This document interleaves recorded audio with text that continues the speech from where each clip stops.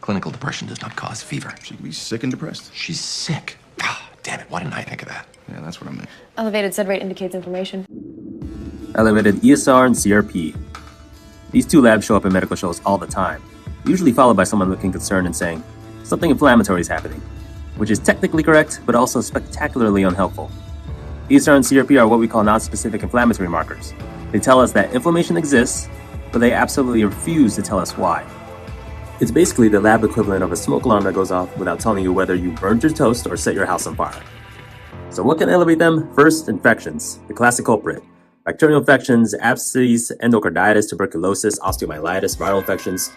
CPR in particular loves acute bacterial drama and rises quickly. Second, autoimmune and inflammatory diseases. Rheumatoid arthritis, lupus, polymyalgia rheumatica, giant cell arteritis, vasculitis, sarcoidosis. Third, malignancy. Persistent unexplained elevation should always make you question, are we missing potential cancer? Lymphoma is a particularly famous offender here. Fourth, granulomatous disease, sarcoid, TB, certain fungal infections.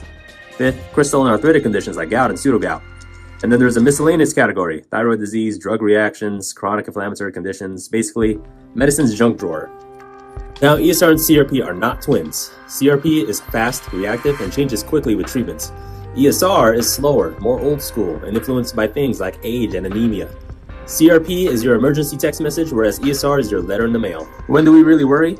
An ESR over 100 often points towards serious infection, malignancy, or major inflammatory disease like vasculitis. So the takeaway, elevated ESR and CRP don't give you a diagnosis. They give you a clue, a very vague, annoyingly mysterious clue, and the rest depends entirely on the clinical context.